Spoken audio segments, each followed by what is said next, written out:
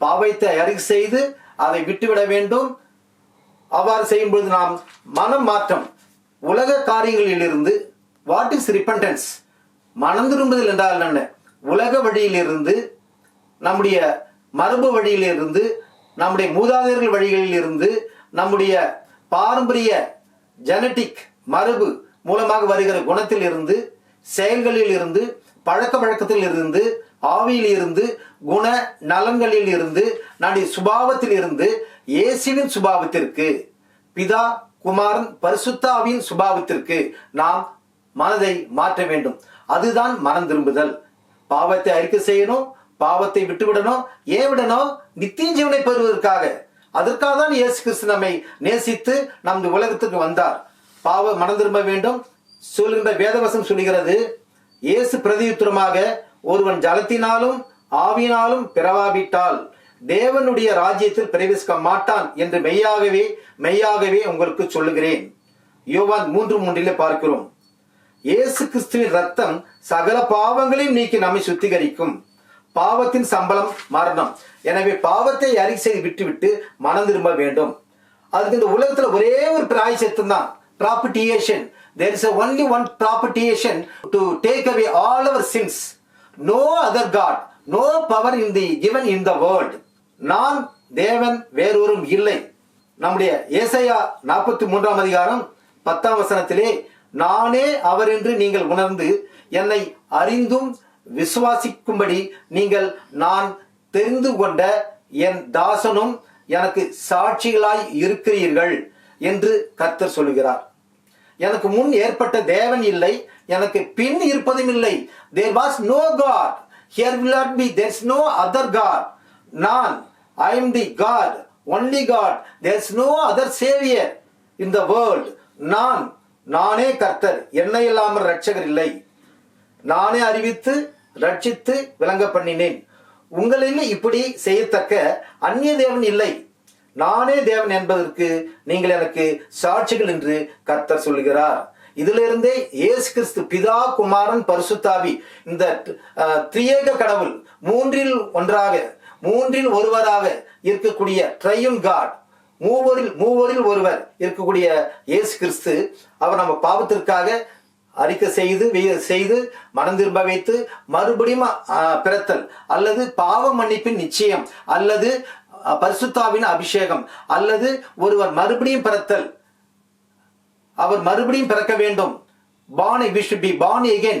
மறுபடியும் பிறத்தல், ஜலத்தினாலும் ஆவினாலும் 3 ஞானஸ்நானம் எடுக்க வேண்டும். நாம் அவரை ஏற்றுக்கொள்ள வேண்டும். அவருடைய ஆவி நம்மில் பெற்றுக்கொள்ள வேண்டும். அதுதான் அவர்களில் இருக்கும் நாம் ஒரு ஆவி பெற்றுக்கொள்ளத்தக்கதான ஒரு ஆசீர்வாதம். ஜலத்தினாலும் ஆவியினாலும் கிறிஸ்துவின் ஆவி இருக்கணும். கிறிஸ்துவின் பேர் வச்சுக்கிட்டா எல்லாம் கிறிஸ்தவங்க இல்ல. கிறிஸ்துவை உடையவன் கிறிஸ்தவன், கிறிஸ்துவை இல்லாதவன், கிறிஸ்துவின் ஆவி இல்லாதவன் அவருடையவன் அல்ல. கிறிஸ்துவின் ஆவி இருக்கணும். கலாத்தியர் 5 சொல்றபடியாக அன்பு, சந்தோஷம், சமாதானம், நீடிய பொறுமை, இச்சையடக்கம், எல்லா கனிகள் இருக்கணும். இந்த உலக கனிகளாகிய சரீர செயல்களாகிய சரீர மாம்ச உலக கனிகளாகிய கோபம், வைராக்கியம், சண்டை, பொறாமை, திருடு, களவு, வேசித்தனம், விபச்சாரம், கொள்ளையடித்தல், இந்த ஒரு காரியங்களை எல்லாம் அவர் வெறுக்கிறார். அந்த காரியங்களிலிருந்து ஆவுக்குரிய கனிக்கு நாம் பெற்றுக்கொள்ள வேண்டும். அதுதான் தேவனை நாம் ஏற்றுக்கொள்ளும்படியான வழி. ஒரே தேவன், அவர் தான் இயேசு கிறிஸ்து. அவரை இல்லாமல் ரட்சிப்பில்லை என்று வேதவசனம் சொல்லுகிறது. ஏசாயா 43 அதிகாரம் 10 12 வரைக்கும் தேவனை நாம் எப்படி தொழுது கொள்ள வேண்டும்? அவரை, தேவன் ஆவியா இருக்கிறார். அவரை தொழுது கொள்கிறவர்கள் ஆவியோடும் உண்மையோடும் அவரை தொழுது கொள்ள வேண்டும். யோவான் 4 அதிகாரம் 24. சரி, நாம் மனம் திரும்பி விட்டோம். அதன் பிறகு மனுஷகுமாரனுக்கு நியாய தீர்ப்பு செய்வதற்கு மனம் திரும்பின பிறகு நம்முடைய பெயர் ஜீவ புஸ்தகத்தில் எழுதப்பட வேண்டும். அதற்கு முன்பாக அவர் மனுஷகுமாரனா இருக்கிறபடியால் நியாய தீர்ப்பு செய்யும்படிக்கு அதிகாரத்தை அவருக்கு கொடுத்திருக்கிறார். வானமும் பூமியும் ஒழிந்து போகும், என்னுடைய வார்த்தையிலோ ஒருபோதும் ஒழிந்து போவதில்லை. சரி, அதுக்கு ஆண்டவர் நமக்கு ஒரு சலுகை கொடுத்திருக்கிறார். சாய்ஸ், பாவ மன்னிப்பு. பூமியிலே பாவங்களை மன்னிக்க மனுஷகுமாரனுக்கு அதிகாரம் உண்டு என்று நீங்கள் அறிய வேண்டும். மார்க் 2:10 இவ்வளவு கூறப்படுகிறது. மார்க் 8:36 மனுஷன் உலகம் முழுவதும் ஆதாயப்படுத்திக் கொண்டாலும் தன் ஜீவனை நஷ்டப்படுத்தினால் அவனுக்கு லாபம் என்ன? அவன் இயேசுக்குள் ஒருவன் தன்னை வாழ்க்கை ஒப்படைக்காமல் வேறு வழியில் வேறு உலகத்துக்கு ஒப்படைத்து உலகத்தோடு அவன் ஒன்றிணைந்து அழிந்து போவானாகில் அவனுடைய ஆத்துமா இயேசு கிறிஸ்துவின் கடவுளிடம் செல்லாது. உலகத்தில் பல காரியங்கள் எல்லாம் கோடி கணக்கில், பில்லியன் ட்ரில்லியன் கணக்கில் பேர், புகழ், சம்பாத்தனை, பணம், பொருள் சம்பாதிக்கிறான். ஆனா தன்னுடைய ஜீவன் இயேசு கிறிஸ்துவில் அந்த ஆத்துமா இணைந்து அவரோடு ஆசீர்வாதம், மறுபடி பிறத்தல், பாவ மன்னிப்பை பெறவில்லை என்றால் அந்த ஆத்துமா அங்கு சாகும். அவனுக்கு லாபம் உண்டல்ல, நஷ்டம் தான். இவ்வளவு காரியத்தை உலகத்தில் சாதிச்சும் இயேசு கிறிஸ்துவினுடைய தன்னுடைய ஆத்துமா ஒன்றிணைந்து அவரால் ஏற்றுக்கொள்ளப்படாவிட்டால், ஜீவ புஸ்தகத்தில் எழுதப்படாவிட்டால், நியாய தீர்ப்பு நாளிலே அங்கு நியாய தீர்ப்புக்கு ஜீவ புஸ்தகத்திலே பெயர் இடம்பெறவில்லை என்றால் அங்கு நாம் நித்திய ஜீவன். அதுக்குதான் சொன்னார், ஒரே பேரான குமாரன் விசுவாசகன் எவனோ அவன் கெட்டு போகாமல் நித்திய ஜீவனை அடையும்படிக்கு தான் நம்ம நேசிச்சார். நித்திய ஜீவனை அடையும்படிக்கு இவ்வளவு அன்பு கூர்ந்தார். அந்த இயேசு கிறிஸ்துவின் அன்பு அது விலையேற பெற்ற அன்பு. நம்மை பாவத்திலிருந்து விடுதலை தந்து மனம் திரும்ப செய்து பாவ மன்னிப்பின் நிச்சயத்தை கொடுத்து ஜீவ புஸ்தகத்தில் எழுத பெற வைத்து நியாய தீர்ப்பு நாளிலே நம்மை அவர் பரலோகத்தில் சேர்த்துக் கொள்ளும்படியான கிருபை நம்மை காண்பித்திருக்கிறார். உலகத்தில் வேற எந்த சக்தி, பணம், கடவுள், தேவன் வேற ஒருவரும் இந்த உலகத்தில் அருளப்படவில்லை, கொடுக்கப்படவில்லை. இயேசு கிறிஸ்து ஒருவர் தான் பரலோகத்துக்கான ஒரே மெய்யான தேவன், மெய்யான வழி. இயேசுடைய வருகை நாம் அப்பொழுது இயேசு சமீபத்தில் வந்து அவர்கள் நோக்கி, வானத்திலும் பூமியிலும் சகல அதிகாரம் எனக்கு கொடுக்கப்பட்டிருக்கிறது. எனவே பிதா, குமாரன், பரிசுத்த ஆவி திரியேக கடவுளாய் இருக்கிறார். ஒன்றான மெய்தேவனாகிய உம்மையும் நீர் அனுப்பினவராகிய இயேசு கிறிஸ்துவையும் அறிவதே நித்திய ஜீவன். இயேசு கிறிஸ்துவை ஒருவன் அறியவில்லை என்றால் அவனுக்கு நித்திய ஜீவன், பரலோகம் கிடையாது. There is no the kingdom of God those who are not love him. If anybody believe, trust that Jesus Christ, he will go to the heaven என்று பார்க்கிறோம். அப்பேற்பட்ட அன்பு, நித்திய ஜீவனை பெரும்படி அன்பு. இன்னைக்கு எத்தனையோ அன்பு, காதல், அன்பு என்று பார்க்கிறோம். அது சிலவர்கள் தவறாக புரிந்து கொண்டு இருக்கிறார்கள். அதில் பரிசுத்தம் இல்லை. அதில் தேவனை போன்று இயேசு கிறிஸ்து போன்ற ஒரு தியாகம் இல்லை. பரலோகத்துக்கு வழி செல்வதற்கான இடம் இல்லை. காதல், லவ் என்று சொல்லுகிறார்கள். அது இளம் வாலிபர்களாக இருக்கட்டும், ஒரு பெண்ணாக இருக்கட்டும், ஒரு பையனாக இருக்கட்டும், அவன் முதலில் சரீரத்தை பார்த்து இந்த எதிர்ப்பால் நாம் ஒரு ஈர்ப்பு விசை, ஆப்போசிட் செக்ஸ் ஃபோர்ஸ், அந்த எதிர்ப்பால் உணரக்கூடிய ஒரு ஈர்ப்பு சக்தி தான் அவர்கள் முதலாவது சரீரத்தை, வடிவத்தை, நிறத்தை, அந்த பால் உணரக்கூடிய ஒரு செயலை பார்க்கறாங்க. அதுதான் அவங்க அன்புன்றாங்க. அது அன்பு கிடையாது, உண்மையான அன்பு கிடையாது.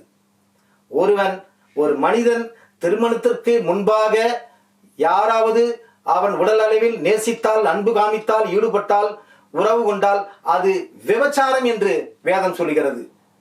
செக்ஸ் என்பது திருமணத்துக்கு பிறகு கூடிய ஒழுங்காக திருமணம் செய்து, கிறிஸ்தவர்களாகிய நாமும் கூட அது ஆலயத்திலே புனிதமான பரிசுத்த திருமணம் செய்து பிறகுதான் அது மேற்கொள்ளப்பட வேண்டும். அப்பேற்பட்ட ஒரு ஆவிக்குரிய ஒழுங்கை தேவன் நமக்கு அருள் செய்திருக்கிறார். அதுதான் அன்பு. அப்பேற்பட்ட அன்பு இருக்கணும், பரிசுத்தமா இருக்கணும். திருமணத்துக்கு முன்பாக செய்வது அது அன்பு அல்ல. காதல் என்பது அன்பை காதல் என்று தவறாக அவர்கள் தங்கள் தேசத்துக்குரிய பண்பாடு, கலாச்சாரம், பழக்க வழக்கம், பேஷன், அது தகுந்தபடி அவர் செய்து கொள்கிறார்கள். ஆனால் பைபிள் என்பது, தேவனுடைய வார்த்தை என்பது உலகம் முழுவதற்கும் ஒரே வசனம். தன்னலமற்ற, சுயம் வெறுத்த அன்பு இயேசு கிறிஸ்துவினுடைய அன்பு. நீங்கள் மீட்கப்படும் நாளுக்கென்று முத்திரை பெற்ற தேவனுடைய பரிசுத்த ஆவியை நாம் பெற வேண்டும். கர்த்தரே ஆவியானவர். கர்த்தருடைய ஆவி எங்கேயோ அங்கே விடுதலையும் உண்டு என்று சொல்லப்படுகிறது. சரி, நாம் நியமித்த நாளிலே நாம் மனம் திரும்பிய பிறகு நியாய தீர்ப்பு நாள் நமக்கு நியமிக்கப்பட்டிருக்கிறது. பரிசுத்தராகிய தேவன் மரித்தோராகிய சிறியோரையும் பெரியோரையும் தேவனுக்கு முன்பாக நிற்க கண்டேன். அப்போது புஸ்தகங்கள் திறக்கப்பட்டன, ஜீவ புஸ்தகங்கள் திறக்கப்பட்டன. ஜீவ புஸ்தகம் என்னும் வேறொரு புஸ்தகம் திறக்கப்பட்டது. அப்பொழுது அந்த புஸ்தகங்களில் எழுதப்பட்டவைகளின் படியே மரித்தோர்கள் தங்கள் கிரியைகளுக்கு தக்கதாக நியாய தீர்ப்பு அடைந்தார்கள். அப்பொழுது மரணமும் பாதாளமும் அக்கினி கடலிலே தள்ளப்பட்டன என்று பார்க்கிறோம். வெளிப்படுத்தின விசேஷம் 21ஆம் அதிகாரம் 11ஆம் வசனத்திலே, ஜீவ புஸ்தகத்திலே எழுதப்பட்டவனாக காணப்படாதவன் எவனோ அவன் அக்கினி கடலிலே தள்ளப்பட்டான். இதோ சீக்கிரமாய் வருகிறேன், அவனுடைய கிரிகள் படி அவனுக்கு நான் அளிக்கும் பலன் என்னோடு கூட வருகிறது என்று ஆண்டவர் நமக்கு ஒரு பெரிய அன்பை காண்பிக்கிறார். அதாவது நாம் ஜீவ புஸ்தகம் திறக்கப்படும் பொழுது நித்திய ஜீவனை பெறுவோம். நாம் ஜீவ புஸ்தகத்தில் இடம் பெற்றால் நாம் நித்திய ஜீவனை பெறப்பட முடியும். நித்திய ஜீவனுக்கு அவர் அனுப்புவார். இந்த அன்புதான் இயேசு கிறிஸ்துவின் அன்பு. யாருக்கு இந்த அன்பு? யாருக்கு இந்த நித்திய ஜீவன்? இயேசு கிறிஸ்துவை ஒரே குமாரனை விசுவாசிக்கிறவன் எவனோ அவன்தான் அழிந்து போகாமல் கெட்டு போகாமல் அவன் பரலோகம் அடையும்படி நித்திய ஜீவன் அடையும்படி அவர் இந்த உலகத்தில் வந்து அவர் அன்பை காண்பித்தார். அந்த அன்புதான் நித்திய ஜீவன் வரைக்கும் அழைத்து செல்லும். மற்ற அன்புலாம் பாதியில விட்டுடும், அழிந்து போயிடும். ஆனா இயேசு கிறிஸ்து காண்பிக்கிற அன்புதான் அது நித்திய ஜீவன் வரைக்கும். அங்கே இந்த உலகத்துல ஒரு மனிதன் பிறந்தால் 2 வழிகள், ஒன்றுதான் முடிவான வழி, 2 வழி. ஒன்று பரலோகம், ஒன்று நரலோகம். ஒரு ஹெவன் இல்லைன்னா ஹெல். இதற்கு இயேசு கிறிஸ்து மேல் விசுவாசம், இந்த மாதிரியான பாவி என்று ஒற்றுக்கொள்ள வேண்டும், பாவத்தை அறிக்கை செய்ய வேண்டும், மனம் திரும்ப வேண்டும், மறுபடியும் பிறக்க வேண்டும், பரிசுத்தாவின் அபிஷேகம் அல்லது மனம் திரும்ப வேண்டும், அல்லது பாவ மன்னிப்பு நிச்சயம் பெற வேண்டும். அப்பொழுதுதான் ஜீவ புஸ்தகத்தில் எழுதப்பட்டு நாம் நியாயத்தீர்ப்பில் இருக்கும் பொழுது அவர் நம்மை நித்தியத்தில் சேர்த்துக் கொள்வார். இதுதான் அவருடைய அன்பானது. நித்திய ஜீவனையில் சேர்த்துக் கொண்ட அன்பு என்று நாம் பார்க்கிறோம்.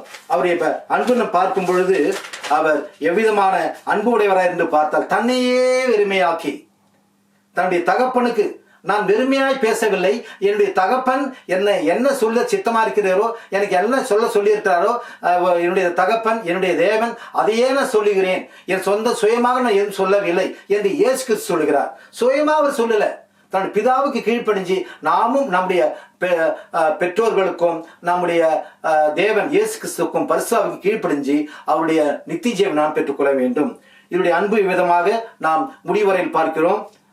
பாடலோடு, அன்பே அன்பே அன்பே ஆருயிருவே ஆனந்தம் ஆனந்தமே, ஒரு நாள் உந்தைய கண்டேனையா, அந்நாள் என்னையே வெறுத்தேனையா, உந்தையை பெரிதையா என் மேல், உந்தையை பெரிதையா, உந்தையை பெரிதையா என் மேல், உந்தையை பெரிதையா, அலைந்தேன் பல நாள் உமையும் மரியா, மறந்தே திரிந்த துரோகியாக, அலைந்தேன் பல நாள் உமையும் மரியா, மறந்தே திரிந்த துரோகியாக, அனைத்தீரன்பாலே எனையும்,